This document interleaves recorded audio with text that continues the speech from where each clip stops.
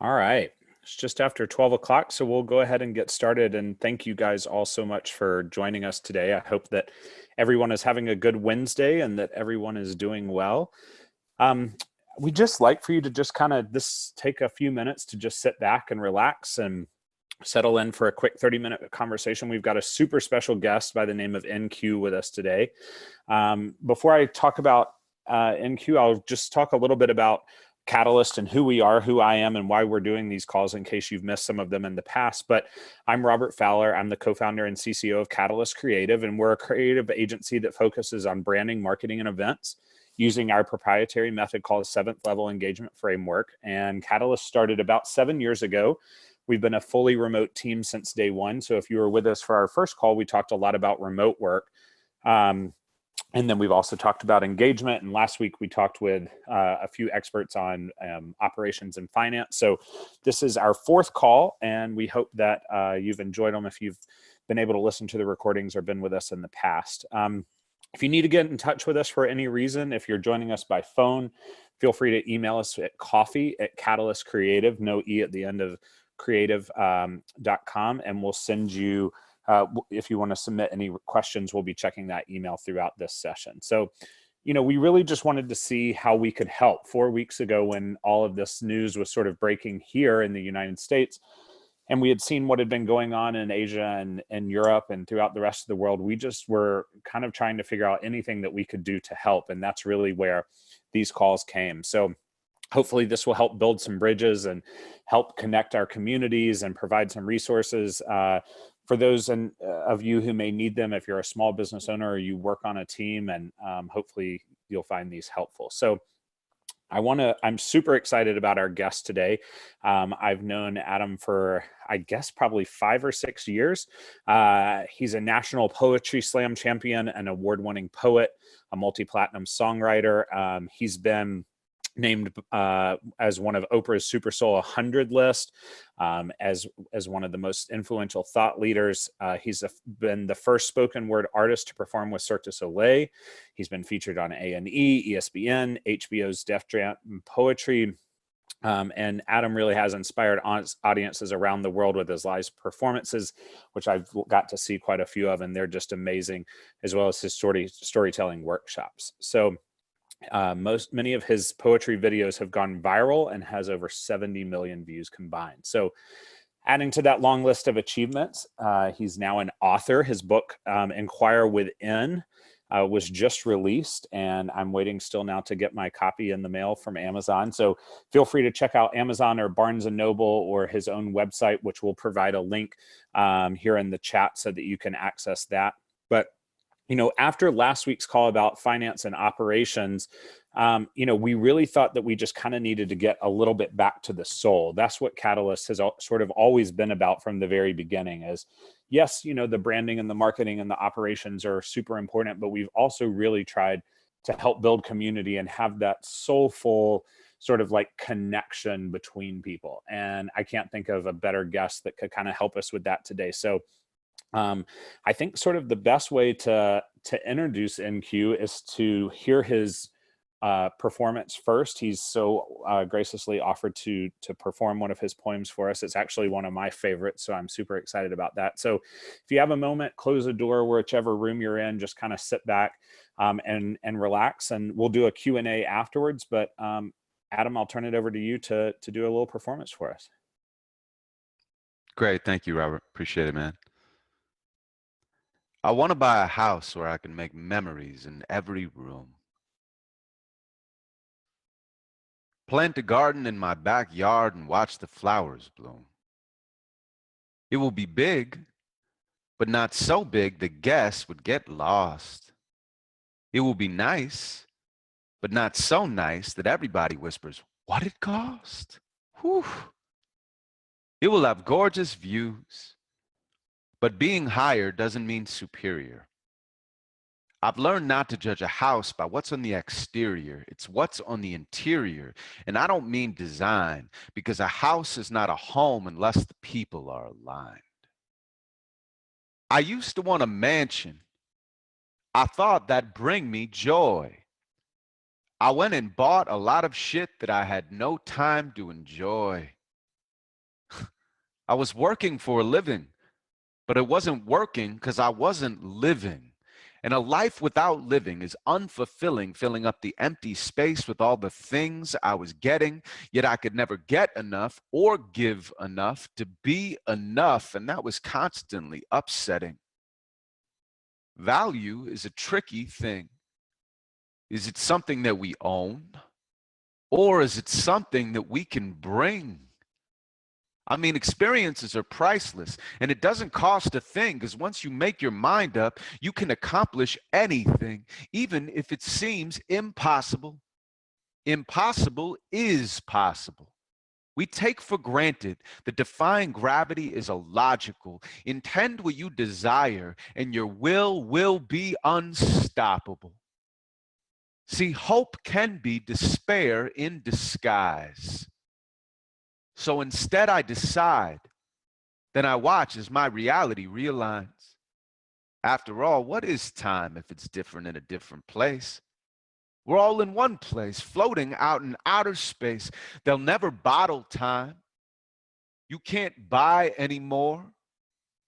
And if you could, it'd be sold out at every corner store. So lately, I've been thinking, what if less is really more? If my mortality is what I'm really living for? I want to slide in socks across Italian marble floors. I want imported art to fill up every corridor. I want my kids to use my bed like it's their trampoline, to walk on top of my couch like it's their balance beam. I want to use my things so they aren't using me. After all, the most important things in life are free. We only borrow land. We only borrow time. We only borrow love. But you can borrow mine. My house is your house. Stay over anytime. If you're a friend, you'll have a permanent vacancy sign. Community is what our culture's lacking. We pretend to be connected, but mostly it's just unscripted acting. We isolate ourselves and hide from our emotions, then pack our schedules as an excuse to stay in motion. I'm living by the beach and yet I never see the ocean. It's always out of reach in the midst of my commotion. God forbid I'd have to sit alone without distraction. It's tough to notice thoughts when I'm constantly in action. No matter what your status is, that isn't satisfaction. So I don't only care what you do, I care that you're doing it with passion. That's why we all should share our gifts and cultivate compassion, because the fastest way to bliss is through a meaningful interaction. And since I'm not even sure that we exist, I've started asking if this world of form is merely the illusion of attachment. If I could let it all go, my roof would be the stars. My floor would be the earth. My doors would be ajar. My walls would be the wind. My seat would be a stone. My bed would be the clouds, and my heart would be my home. But since I want a family and I don't live this life alone, I'm gonna buy a house where I can make memories in every room.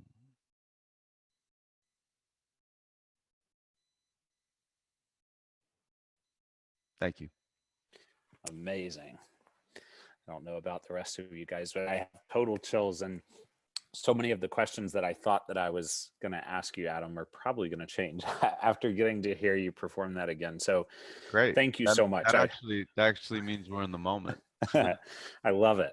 And also, I want to make sure that everyone who's on the call has an opportunity to ask and cue some questions as well. So at the bottom, there's a Q&A tab.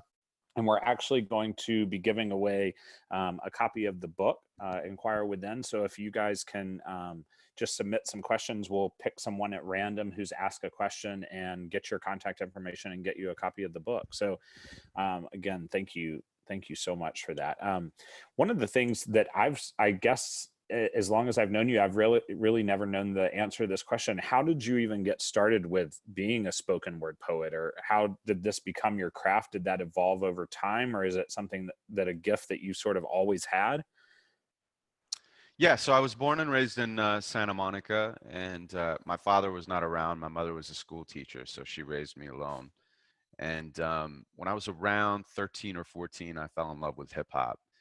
And I just loved the expression of it. I started freestyling with my friends. At first, it was a joke, but ultimately, it kind of became my first form of meditation. Because when you're freestyling, you can't think about anything else but the next rhyme or the next word, and it drops you into the present. And the other thing that it did for me is just allowed me an outlet for all of the unresolved thoughts and emotions that I couldn't otherwise get out of my system. I think I didn't really feel like I belonged as a kid and always kind of questioned myself and my environment. And um, this was a way of finding empowerment for me. Hmm. And then when I was 19 years old, I wound up in an open mic for poets in Los Angeles called the Poetry Lounge. And coincidentally, it turned out to be the biggest open mic in the country. It's only really rivaled, and by rivaled, I don't really mean the word rivaled. I mean, like, there's a coastal partnership between a place called the New Eurekan in New York that has amazing, amazing spoken word artists, and they get a large audience as well. But anyway, the lounge got about 350 people every single week that would show up and watch people perform that signed up on a list. And it was like church without religion. And it was the first time that I saw people being celebrated for their vulnerability. And I just coincidentally like came there right after it began and kind of helped popularize it into what it became. And I was just getting on stage and doing my rapping a cappella, and people responded. And so I ended up being on HBO's Def Poetry Jam, and we won the National Poetry Slam Championships. And that community became a family. And one day I woke up and realized I was more of a poet than an MC. And that was the beginning of the journey. That is awesome. I love it. Yeah, and you definitely have, like when we were testing the sound before, I was like, oh man, I need to get whatever microphone microphone you're using. And then as you're listening, you really realize it's not about the microphone, it's about the words and just like the gift, that you've been blessed with. And I think, as I'm listening and thinking it, closing my eyes, and every time I feel like I have heard you perform that, I am finding something different from it. And in the space when I heard you perform at the WeWork Global Summit last year, it felt totally different than now. We're all sort of isolated and in our small apartments if you live in New York, or in your houses or in your bedrooms or wherever you are. And I think one of the things for me is I'm just curious, is like, where do you usually find the inspiration for your poems? Like, did home come about like one day when you were there? Or do you sort of start them? Like, what's your creative process for those of us who are probably trying to figure out what our own creative process is? Yeah, my creative process is paying attention. Mm, And I think that's where most people get in trouble. They're looking for inspiration. Uh, Inspiration isn't something you look for. Inspiration is looking for you. You just absolutely. have to pay attention when you're inspired, Mm, and then funnel that through some sort of a creative outlet. mhm, And it can be different creative outlets. I always pay attention to when I'm inspired, when I'm moved, when I'm pissed off. And if I start a poem in a place that's true and I give it enough time and space, the rest of the poem will almost write itself. wow. And That's so I just have to get out of the way. I always consider myself the vehicle and the obstacle for my art. amazing. I'm the vehicle because it has to come through my thoughts and my emotions and my experience and my voice. But I'm the obstacle because I still have an ego. People always talk about getting rid of your ego. You can't get rid of your ego. Your ego is a part of the human experience. Exactly. But what you can do is not navigate from it. So as I'm writing or as I'm sharing, the part of me that wants everyone to like me or like my work or buy my book, all of that stuff, I have to actually move that out of the way Mhm. because it's an obstacle to connecting with the audience or connecting with what the poem wants to say. Yeah, I think that's so profound, because I think, and all of us with our businesses, Catalyst has been an events company, along with an agency providing services in branding and marketing. But a huge portion of our revenue has come over the last 7 years through in-person events. And with Hmm. all of that on hold, we've had to totally pivot. And I think that, just as you said, like if we took everything out of it and like had the space, that we don't have to create events in this time. But then there's this sort of worry that's sort of hanging over your head of, how do you meet payroll? How do you handle the employees that are on your team?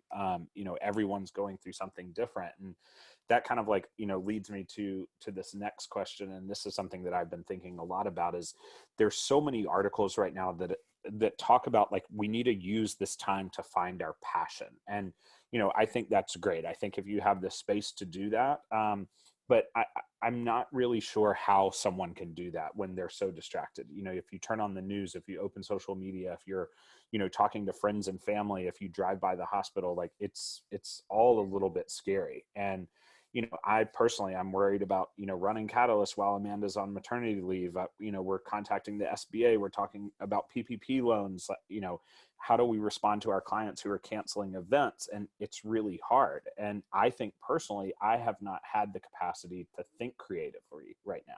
It's like it's survival. It's like you work, you eat a gin and tonic at 6, a glass of wine at 7, you're in bed at 10 after some Netflix, and yeah, I'm just curious, I've been curious if during this time, and maybe for other people that are here, if you've had thoughts, of like how do you find time, or how do you find space, or just as you said, do you kind of embrace that this is what it is and not try to be overly inspirational? You just try to, like, it's okay sometimes to just have periods of your life where you're just kind of getting from one day to the next.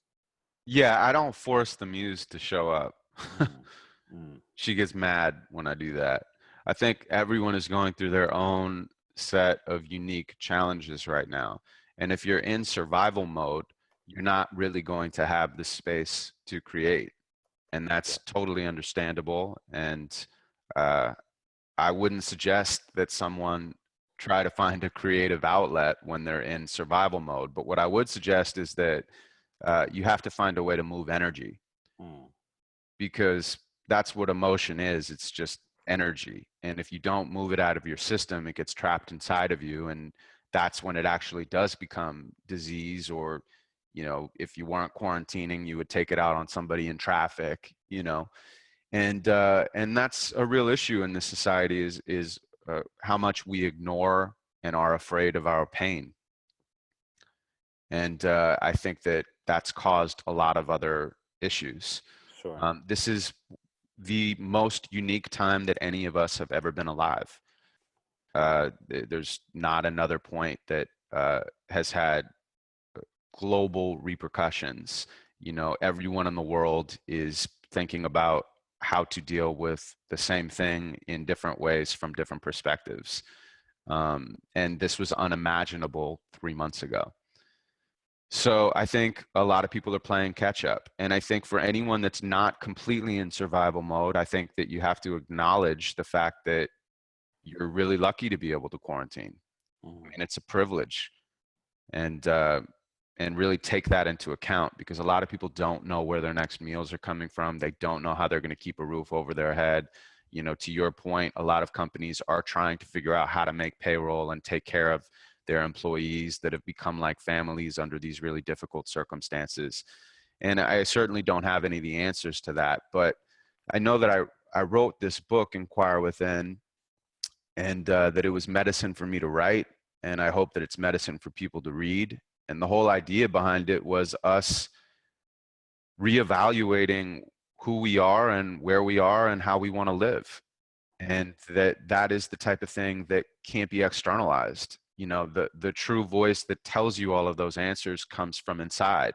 And we're living in this modern world where there's so much noise all the time that no one actually ever hears themselves.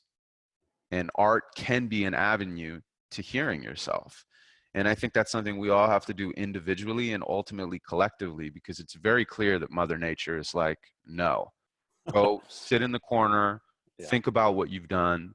What we are doing as a global society is clearly unsustainable. We're just continuing to co-sign or to be a part of profiting off of the suffering of people and the planet over and over again. Right. And it's not working. And, so this is a really, really painful time. My heart breaks for these people, the people that are dying in America and around the world. I watch the news, I've cried. They're not statistics, they're human beings that mostly had to die alone, that have families that they can't have funerals with them. I mean, it is an unfathomable situation.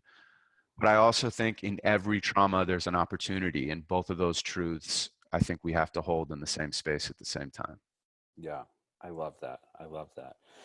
And, I found this graphic and I really wish I'm going to put it up on the screen. I wish that I remembered where I saw it or where I found it. I just took a screenshot of it and have come back to it so many times because it was this whole idea of like, what do I want to be? Who do I want to be during this sort of thing? And like, I was in that fear zone, like 4 weeks ago when I was in Manhattan, all these text messages were going around that, the bridges and tunnels were going to be closed. And I was forwarding every message to every person. And I apologize to those of you guys who can see it on Zoom right now, because it's a little fuzzy.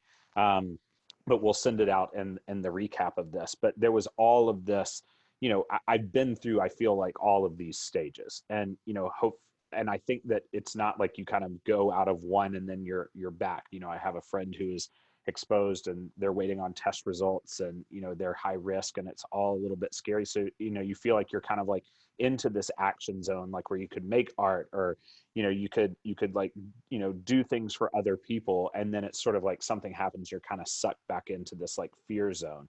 And I just I didn't know, sort of, because you've had this creative process for years where you've been able to get yourself to this space where you're in this action zone, you're making art, you're performing, you're empowering people.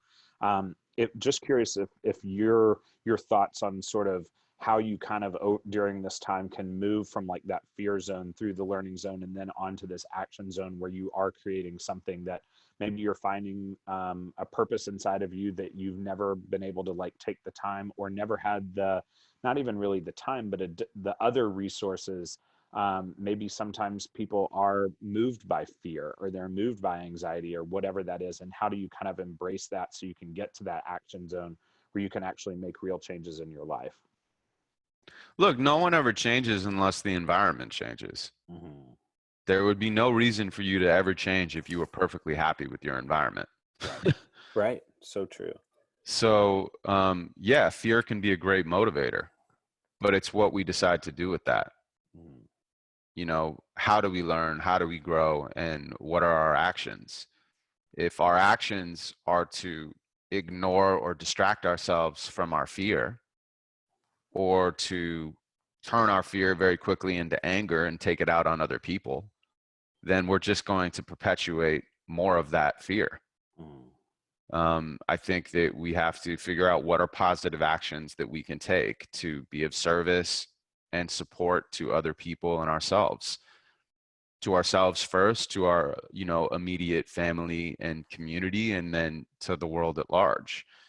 And I can't give other people what those actions are, but it's like people ask me about meditation, like, how do you find time to meditate? I've been meditating 2 times a day for over 4 years, and it's been a non-negotiable practice for me because I knew that if I made it negotiable, I would negotiate. So they say, well, how do you find time? And I'm like, well, when I meditate, I actually am more present. And so I'm more able to like actually make the most of the time that I have. And it's in the same vein. I mean, people are so busy, and as you said, they're going through an enormous amount of challenges right now. But you can find little and medium and maybe some big actions to take that will help alchemize that fear, Right. rather Yeah. than perpetuate it. Yeah. Yeah. You're talking about meditation. Amanda has encouraged me to do meditation for years. I'm like, ADD all over the place. And she's like, just try it, try it. And so this is really, I put a time on my calendar every morning at 9 a.m. I've Mm-hmm. been using Insight Timer for beginners, for those of you maybe who are trying to get into meditation. And it's helped me so much just to have, there's a few people who lead a guided meditation of 5, 15, 20 minutes, whatever it may be. And that's really helped. And I want to make sure that I know that you're answering some of these questions that are coming in your answers, but I do want to respect, and I so appreciate the people who've written in some questions. But I think just, I think some of the things that you said in your last statement sort of tie into Lucia's question of how to face loneliness when what we have is time, words, and space. And if you had any additional suggestions for that. How to face loneliness when what? I didn't hear the second part. How to face loneliness when what we have is time, words, and space. How to face loneliness. That's a beautiful question. I have to understand it though. How to face loneliness when we have time, words, and space. Okay, well, first of all, we always have time, words, and space. Mm, mm, I mean, that's pretty much all we have, you know. sure. And I Uh, think it probably goes back to, I have some friends who, are used to, I think a lot of people get a lot of socialization if they go to an office. I mm, have a very dear friend who all of her family's in the UK. She's an expat living in New York. She lives in a small 1-bedroom apartment in the West Village, and she's going on 4 weeks with no human interaction. And yeah, so maybe that's probably part of the question that Lucy is asking is, when the loneliness, when those things, you can you've always got time, but if they're filled with a commute or a walk or a subway ride or sure. whatever that may be, and now you take all of that away, the loneliness can really start setting in. So maybe that can help. And Lucia, feel free to write in if we're not answering. Yeah, Yes. I think I'll just build off of what you said. You know, it's the same thing with the fear. I mean, you can't pretend that it doesn't exist. Mm, That doesn't work. It mhm, just doesn't work, man. You know, you have to acknowledge the loneliness. You have to embrace the loneliness. You have to love the loneliness, even if you hate it. And you have to know that you're not alone in your loneliness. There are so many other people out there who are feeling the exact same uncertainty, the exact same isolation, the exact same anxiety. And just acknowledging it and giving yourself the permission to feel it and to know that other people are feeling it too is the first step. And absolutely. then you can learn about the loneliness if you're looking at this graph and learn what it feels like for you to be lonely. And then, and I know this sounds kind of like spiritual mumbo jumbo. It's the same thing as like the meditation or the yoga. People just, you know, look, a lot of people misuse these tools or they misunderstand these tools. And so because of that, there's a perception of these tools sometimes that's like, forget it. That's just like, you know, blah, blah, blah. But they're not, all they are is outlets for alchemizing energy, which is really just emotion.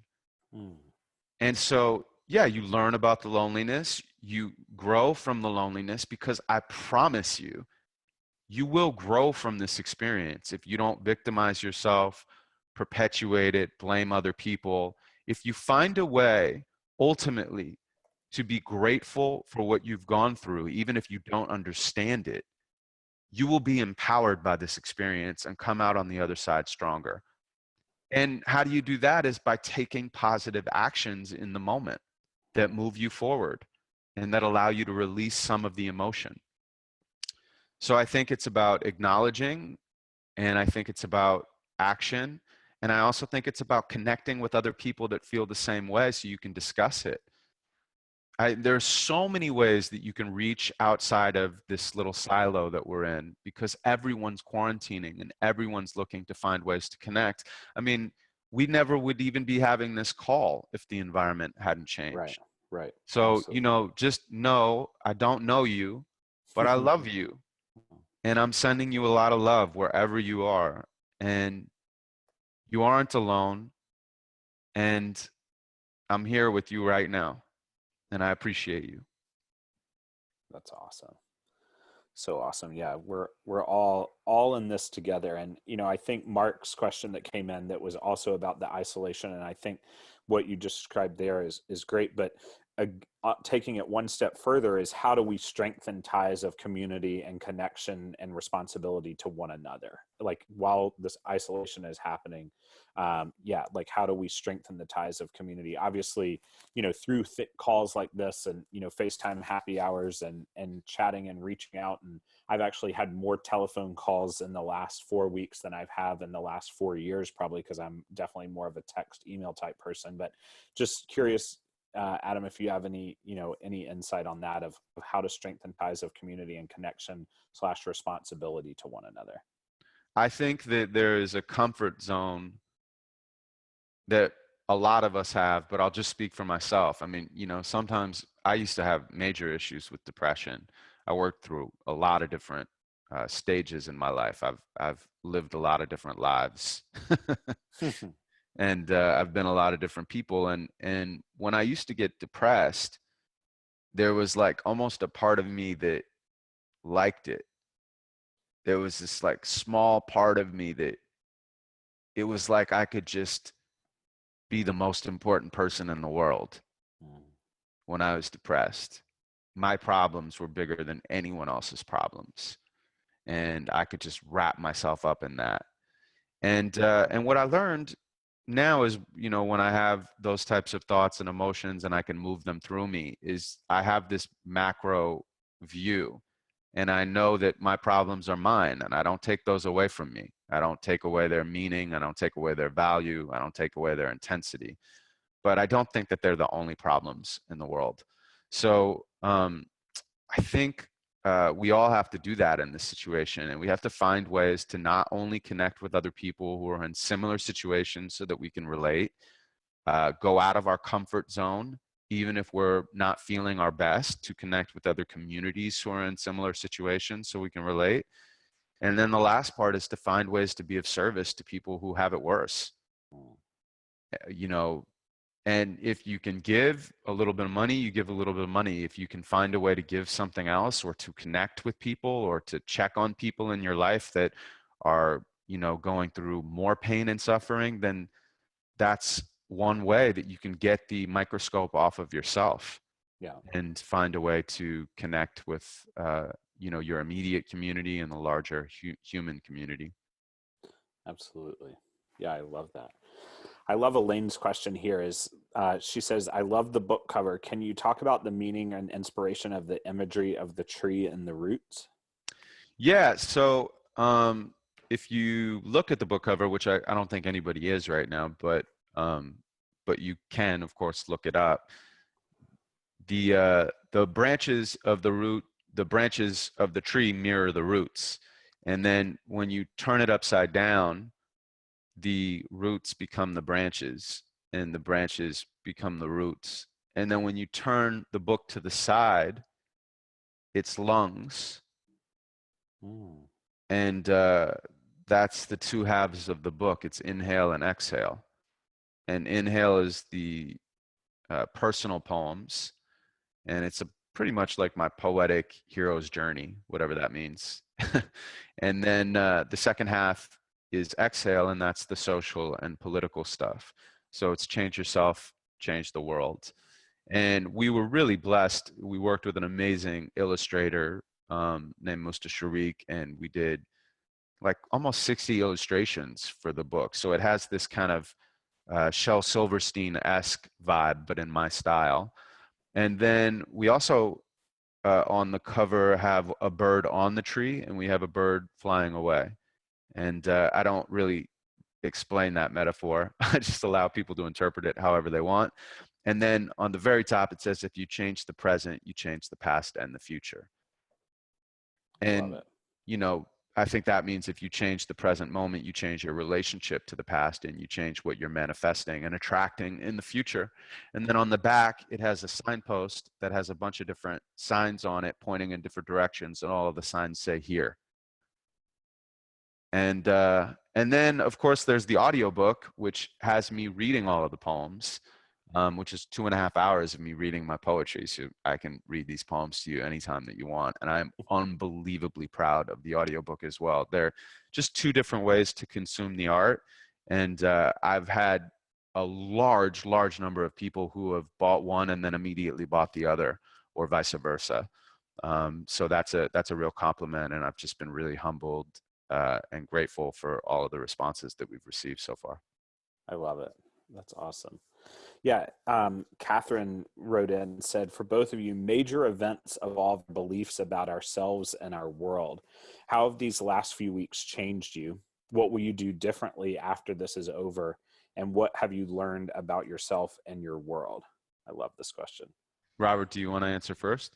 Yeah, sure. I think that the last few weeks have definitely changed me in a way to really slow down. I am quarantined with my godson and his puppy and his mom, as well as my partner. And going from a home that was our apartment in the city with just the two of us to now being, it's changed totally. There's he has a nanny, and there's a dog, and there's the kid, and like it's just changed me a lot. And I've had to slow down, be more patient.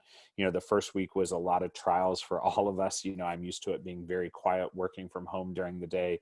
Like I said, we've been remote since day one, so this is not really anything new for me, working from home, but it's just so different.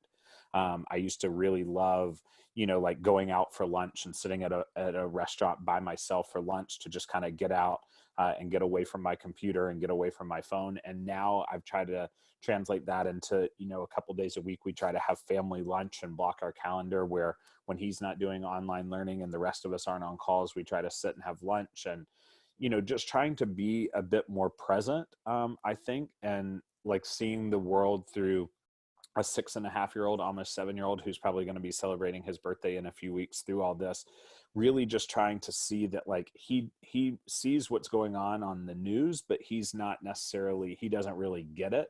And Mm. that life still is going on, and seeing the eyes through a kid, where as if we were just, in New York, I think it would be very different for just the two of us.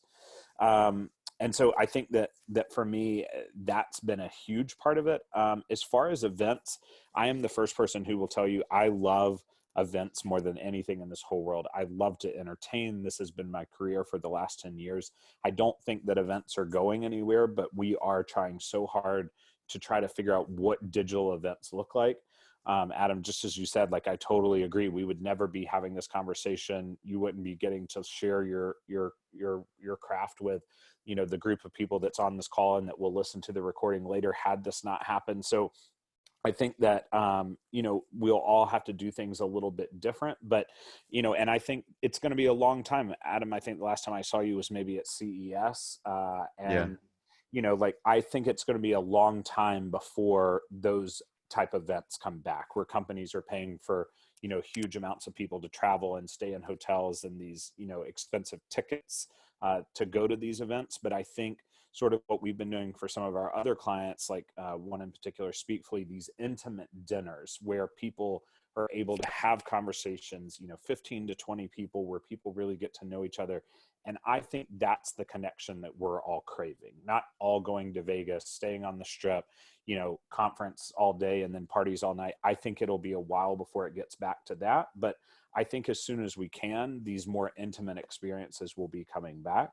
Um, and then the last part about, what you've learned about yourself in our world, I've learned that, while it may feel, if you've been on a plane to Asia and it takes you 16 hours to get there, it's so far, but on a human level, we are all in this together. And I think that before all of this started, it was sort of every man for himself, every, startup trying to make their most money, sell to the next company, start their next thing, whatever it was. And I think that it's changed our world, that we've all realized how connected we are, and how the actions of, a small group of people or one place or whatever really can. Because I think sometimes we think that, what I do over here doesn't really matter to the rest of the world, but it does. And I think that for me, really realizing that, how connected we all are as humans, has really changed me a lot, I would say, over the last few weeks.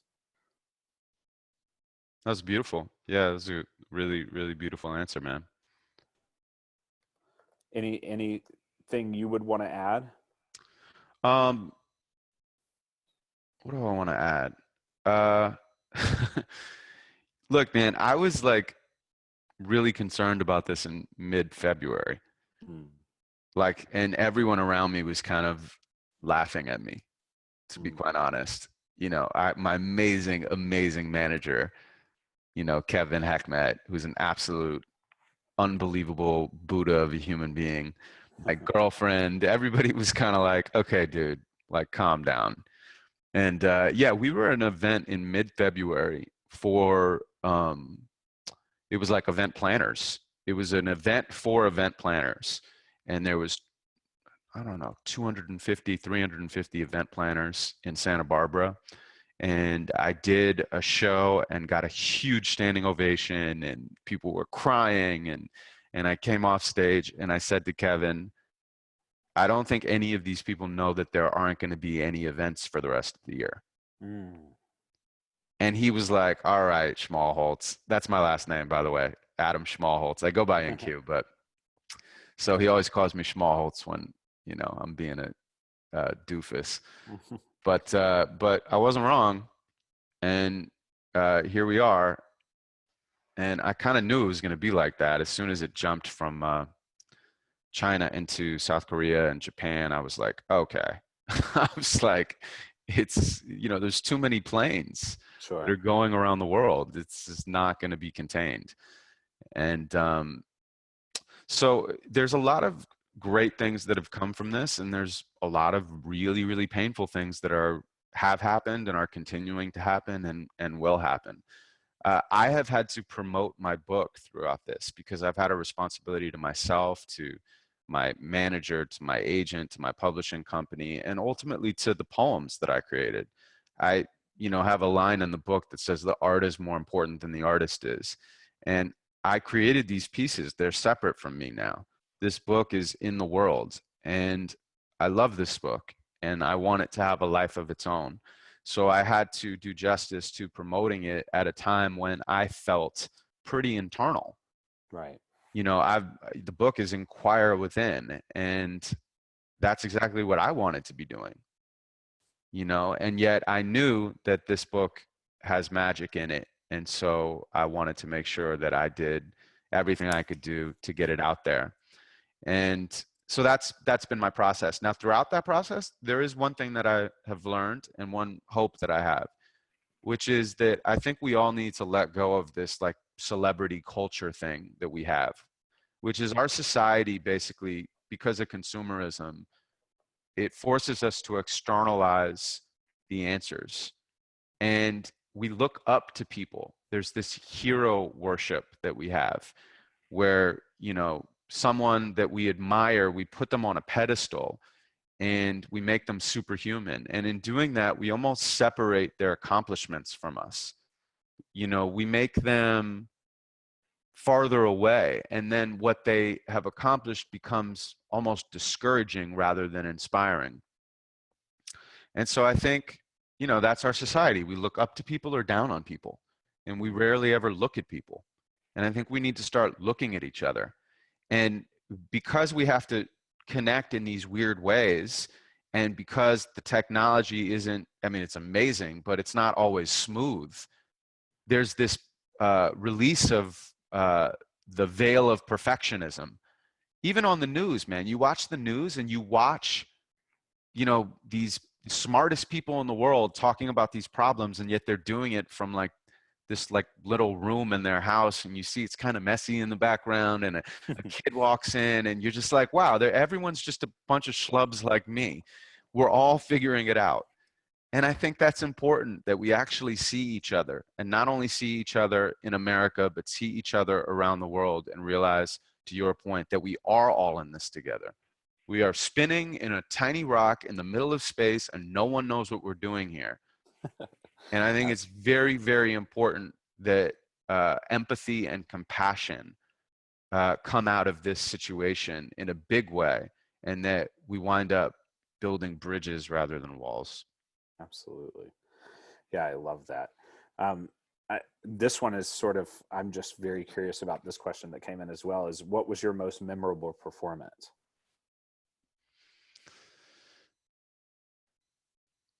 Well, the first answer I would like naturally give is the next one, because the next one, I don't know what it's going to be. It'll be the closest to the moment, which would be really exciting. There have been some pretty memorable performances in the past. Was the first poet to ever perform with Cirque du Soleil. That was really wild. There was one time when I did a show for a Democratic campaign for Howard Dean when he was running for president. This is forever ago. And it was like 4,000 people there, and I did a political poem. And I finished, and I came off stage, and Howard Dean brought me back on stage. This is before cell phones, this would be such valuable footage. I wish I had it. And Howard Dean put my hand up, and he said, "How about NQ for president?" And everyone was like, ah. They just went insane, right? And then I came off the stage, and Barack Obama was standing there. Oh, wow. And of course, this was before anybody knew who Barack Obama was. I mean, I knew who he was, but I didn't know who he was going to be. And yet I immediately knew how powerful he was. Like, I was just like, and he was like, "Man, I really loved your poem. I was really moved by it." And I said, "Thank you." And then we talked for 5 minutes. And then he gave me his card, Robert. Wow. He said, "Let's stay in touch." He said, I really think you have something." I said, "Thank you." And I walked away. And then I almost immediately proceeded to lose his card. Oh man, I was just about to ask if you still have No, I it. lost Barack Obama's card, which is almost a better story than having it. Right, right. So that was a pretty memorable performance. That's awesome. I love that. Yeah, so I know we're a little bit over time, and I want to respect everyone's time, but there is one last question that I want to include, and make sure that everyone does go out and get the book and or download the audio version. I can't wait to get my hands on it. This last question is: everyone handles stress and trauma differently. Any advice for leaders in communicating with team members that may have been more difficult, may have a more difficult time coping than others, as well as those who don't appear to be sensitive to the situation and feeling of others? So just any advice for communication with teams or employees? Yeah, you have to communicate with the individual that's in front of you, and hopefully you have to broaden their perspective. And sometimes that's difficult to do when people are just so locked into what is going on in their particular situation, and rightfully so. But you have to broaden their perspective so that they can see outside of themselves. And that's for people who are not sensitive to other people's experiences, because oftentimes when people view vulnerability as weakness, Mm. when in my opinion it is a strength, but people view it as a weakness, so when they see it in other people, they just shut down because they can't even acknowledge it within themselves.